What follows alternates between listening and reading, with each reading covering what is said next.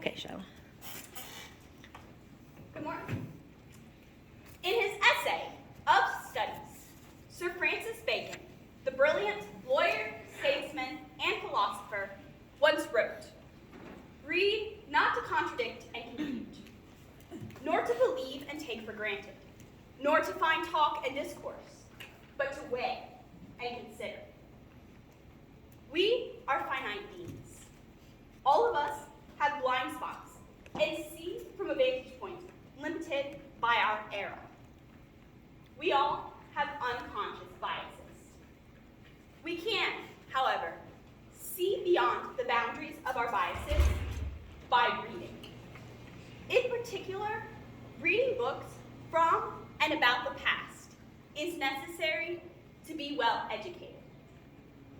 Reading literature in general is beneficial because literature has both a utilitarian purpose and an aesthetic purpose. Drawing on arguments from some of the great writers and literary critics throughout history, such as Dr. Samuel Johnson, C.S. Lewis, Dr. Jean Edward Bede, Dorothy L. Sayers, G.K. Chesterton, and even President Theodore Roosevelt, it is easy to conclude that reading books from other eras is necessary because they reveal our blind spots to us. They have withstood the test of time, and they allow us to study the ideas of ages past and join the great conversation. Reading books about the past is equally important because history repeats itself. Studying the Founding Fathers in particular reveals the necessity of studying history. It is easy to see how their knowledge of history played a crucial role in the shaping of this nation. Additionally, the Bible can be classified as a book that is both from and about the past, and reading the Bible is necessary. Some people may argue that reading books from and about the past is a waste of time because studying the past reveals the mistakes of the past. Reading modern literature is a worthwhile pursuit, and dwelling on the past is a form of chronological snobbery. These arguments, however, ignore the fact that reading books from and about the past does not imply that the past is in any way better than the present. All things considered, reading books from and about the past is necessary to be well educated. Thank you. I'm now ready for questioning. Let me start. I want to start by saying, great job. I thought this was very, very well done.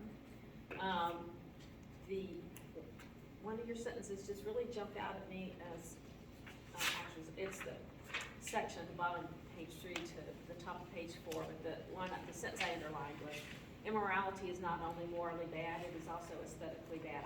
I thought that was such a great line. So the first question is probably just the easiest. Why did you choose this topic? The study of literature has fascinated me. I just love reading. I'm actually going in for a literature major in college afterwards, so I wanted to write a thesis about something I'm very passionate about and just kind of studying it with something that's defendable. I also believe we need to read a lot of books from other eras. The classics just contain such a wealth of wisdom and knowledge, and they're so well written because they've been gleaned through. And then my mom actually read an article based on an article by C.S. Lewis about why we need to read old books. So that kind of started ideas going. And then it was just a lot of research I've done throughout high school and stuff, just putting it all together in a thesis.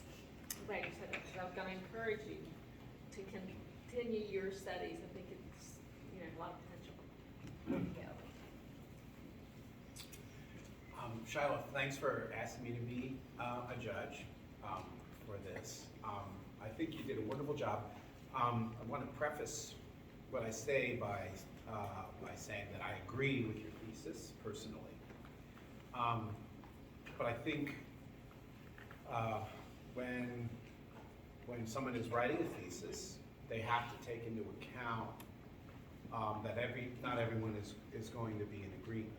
Yeah. And and that you have to make compelling arguments in order to win people over to your way of thinking.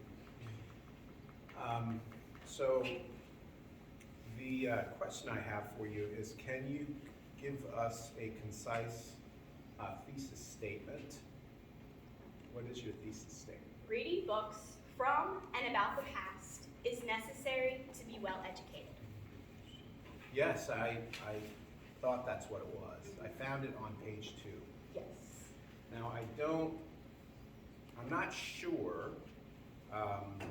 what was, what advice you were given in terms of how to write a thesis, but it seems a bit late in the Yeah. paper.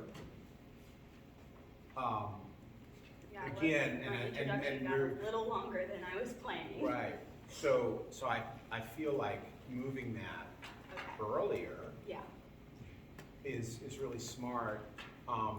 And the other thing I was going to bring up relating to the early part of the paper is the title.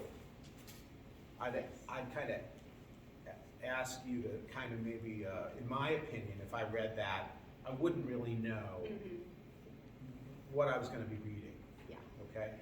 As I read it, I understand it, but I suggest you come up with a clearer title Okay. that would support your thesis. Can I piggyback off that before you Yeah. continue? My initial thought, based on the title and based on the reading, was when we read, we are able to view the world from an alternate vantage point, which is on the first page, which I thought, when I was initially reading, was your thesis, because that really ties in. So I just wanted to piggyback off that because I thought it kind Yeah. of connected to the points you were making. Yeah. With just like some minor editing, I think you could tidy that up. So I wanted to just move on to a couple of points you make in order to support your thesis.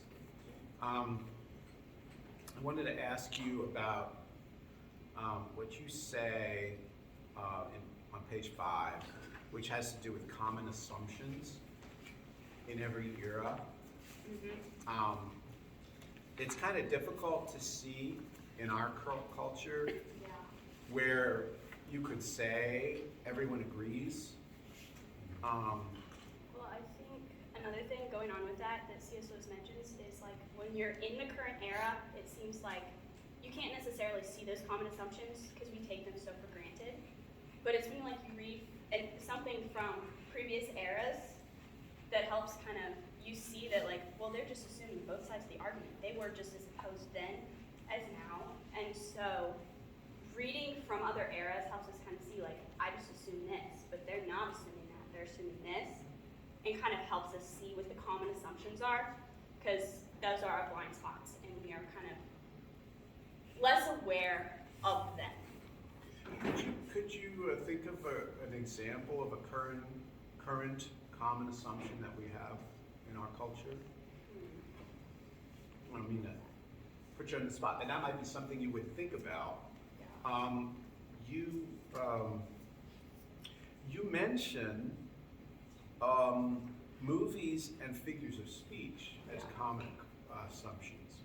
Like definitely like maybe not common assumptions, but like when a movie comes out, like we're all kind of familiar with it. So like I know with our class there are different movies, like someone will quote and we all know exactly what they're talking about. And it's not necessarily a blind spot, but it's something everyone kind of growing up at this time in the United States would be familiar with.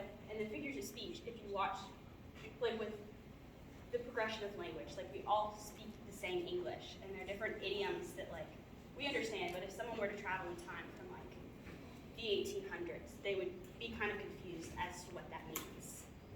Well, even now, Mm-hmm. as a 60-year-old, and I have a son at home who uses a lot of terminology that, he picked up from school, etc.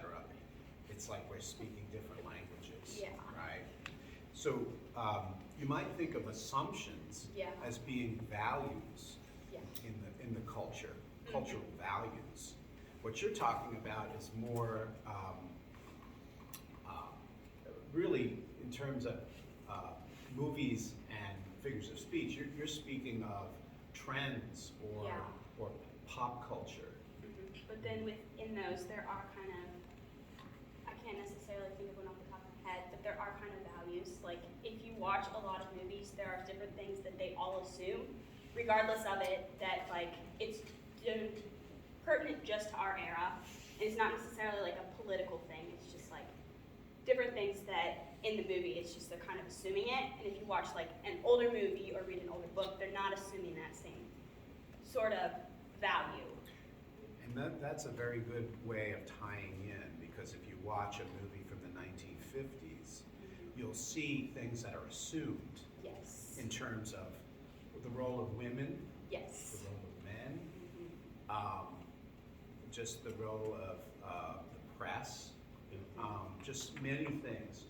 Not as a conscious part of the Yes. script or of the book necessarily, but something inside, just an assumption. Yeah. Everybody understands this symbol, Yes. and you can, to your point, and I think that would be a way of kind of making the point a little more strong. Okay. Because when I read that, I was just like, I have nothing to get out of watching a movie about, a superhero, Marvel Comics thing. I have no interest in Yeah. that. But your point is much better made that way. Let me ask you one more thing before I move on. Has to do with your audience. If a progressive, do you know what I mean by a progressive? A person who Yes. sees every new idea as a good idea?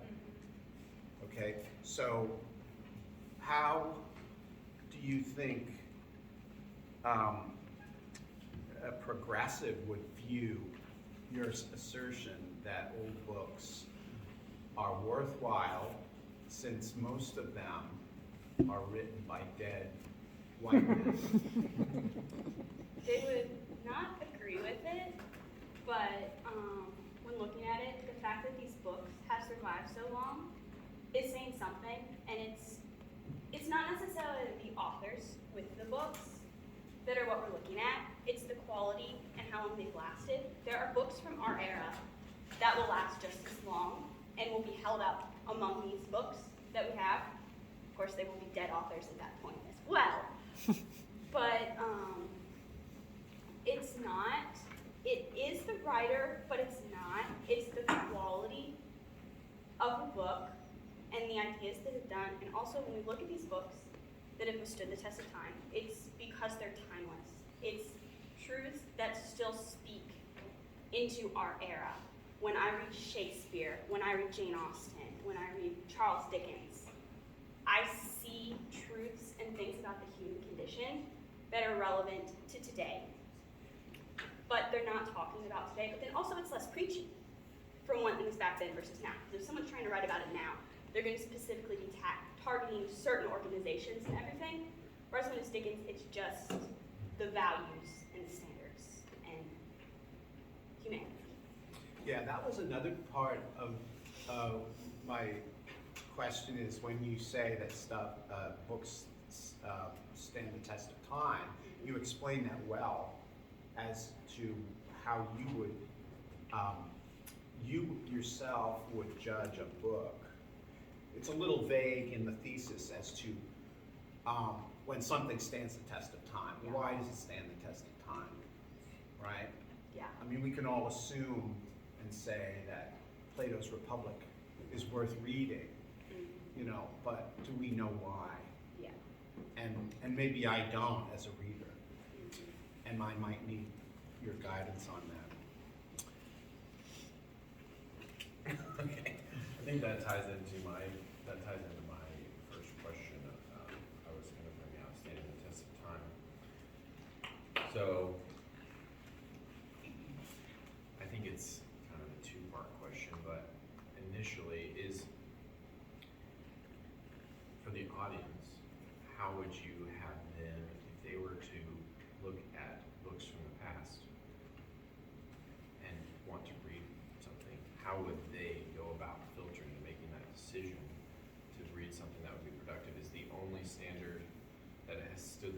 time?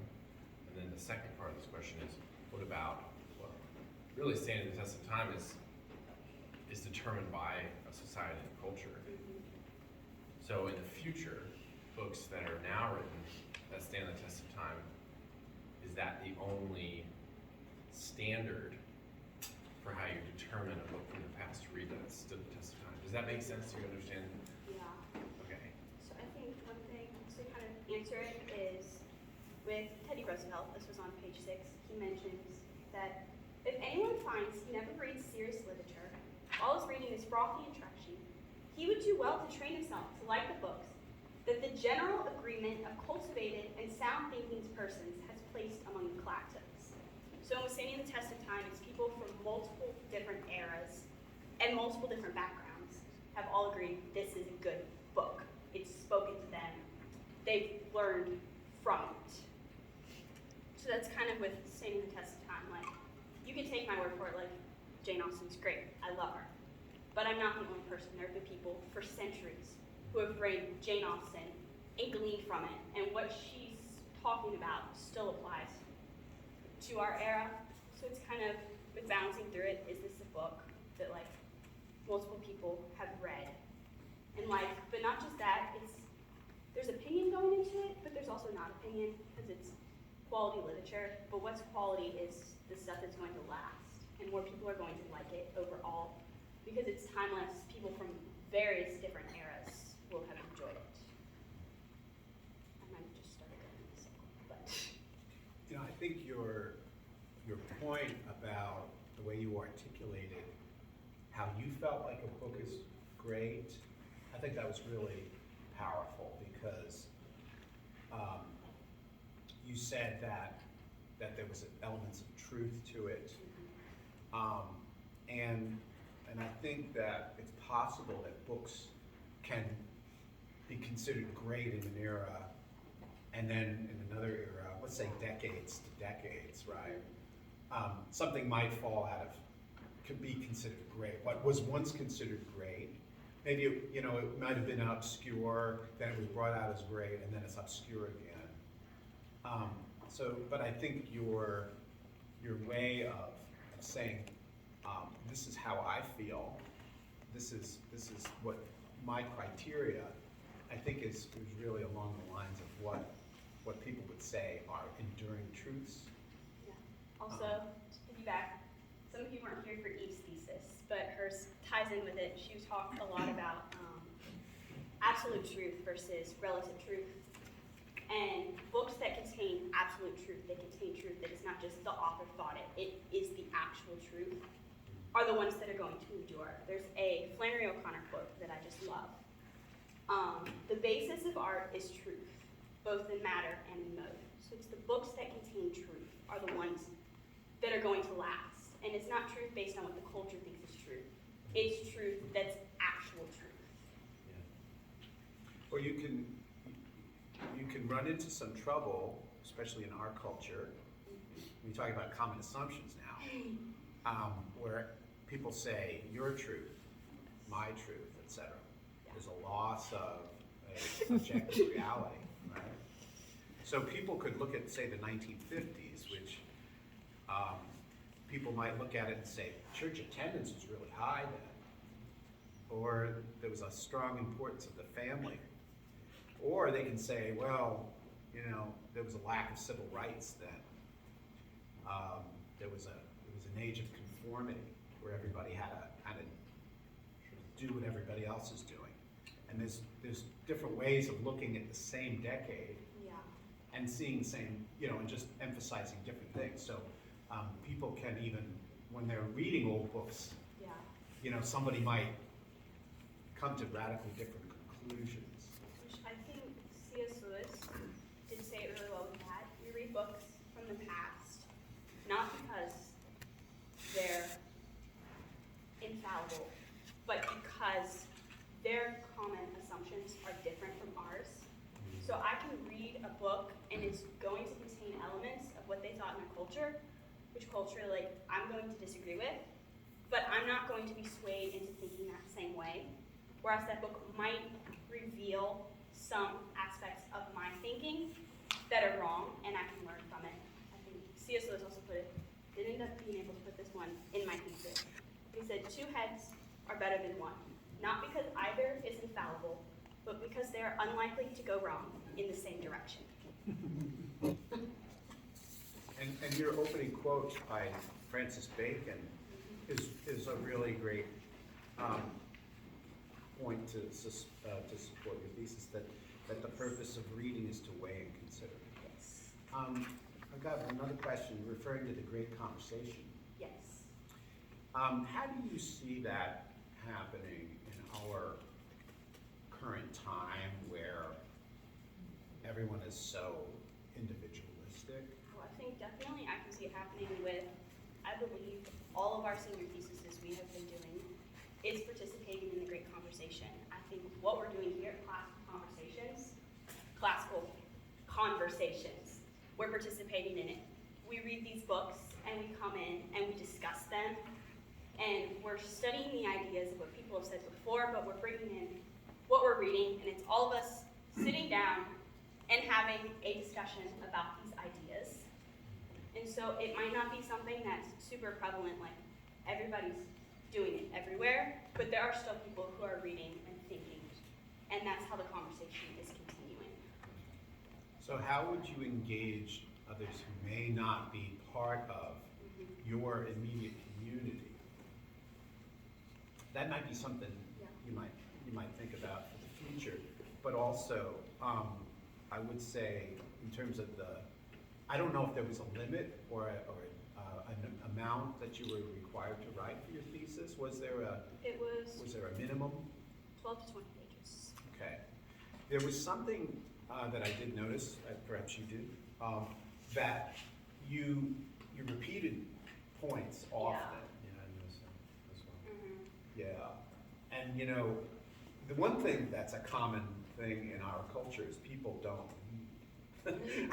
And you know what I mean? Like literature or great books, one thing, but because we're in the internet age, words are so cheap, and people don't read as closely as maybe they did in the past.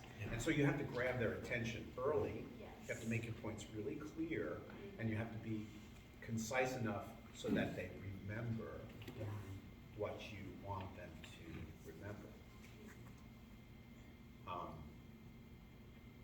Did you have thoughts on that? Well, yeah, kind of, not, just to add on to that, there's unless you're unusual in this day and age, you do need to repeat it pretty often, because, you just can't, you can't assume that people get it and just, but anyway, I think it's interesting that this conversation has gone this way, and I realize what we're missing is it's all talking about Western literature. If you think about it, what are those enduring works, and I don't know if you know this, this just came to me. What are some enduring works from other cultures, and, which, that would be good to see what kind of commonalities there are. So I don't necessarily. I haven't really researched into the enduring works necessarily from other cultures.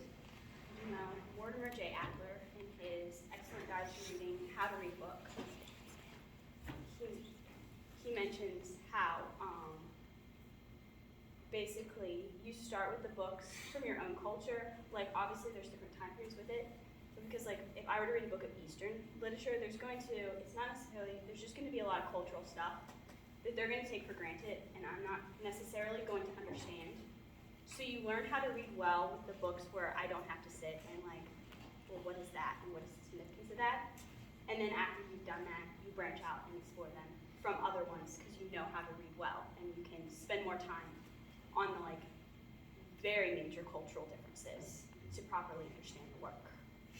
So, this is an easy question. So, I really liked what Bee said about, they don't have to be Christian books necessarily, but they're good.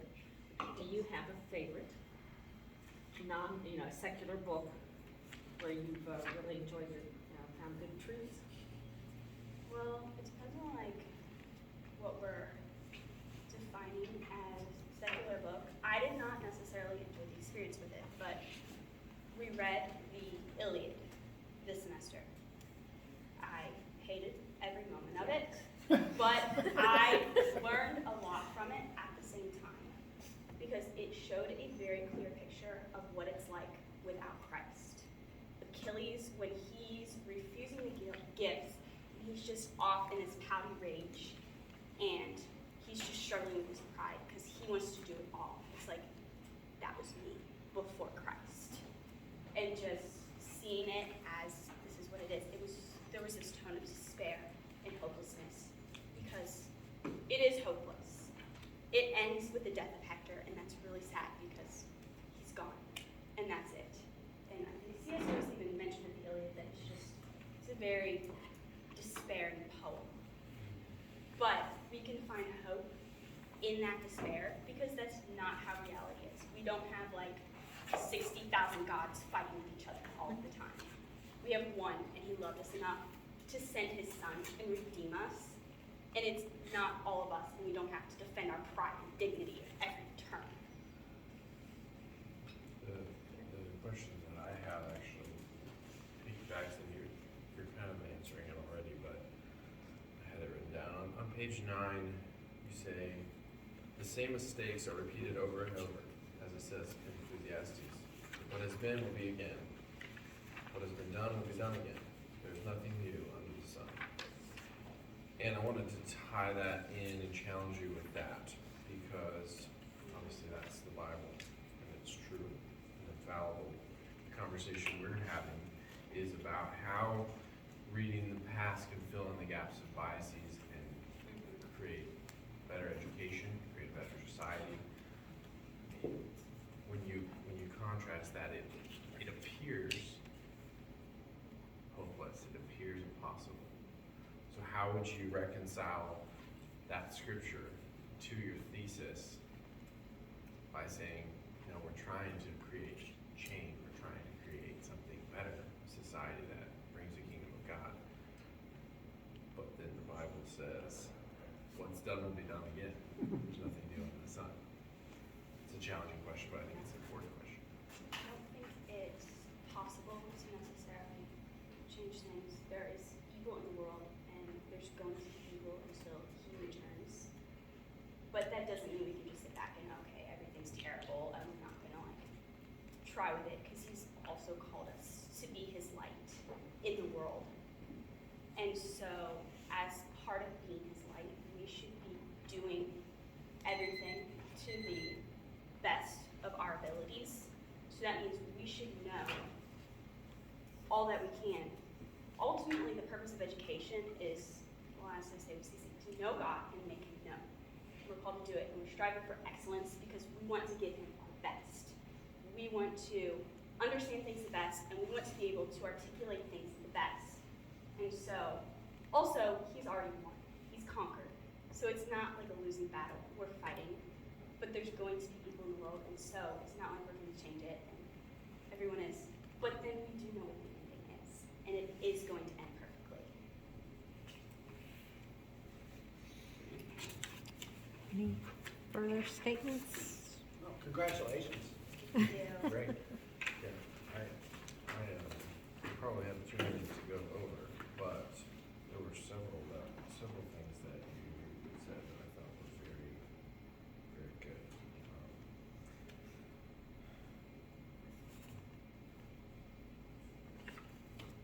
I'm probably going to give this to you afterward, but when you said the meaning or message is part of what makes the work of art beautiful. When an author writes a story, part of the beauty of the story is found in the message of the story.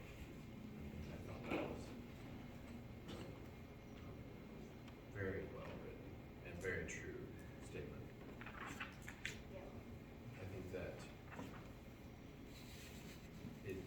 as I read through, it seemed like you were very academically inclined, that the paper was written well and concise, and there were only a few things with some of the formatting, some references in your bibliography that were not cited in text that I had an issue with, but really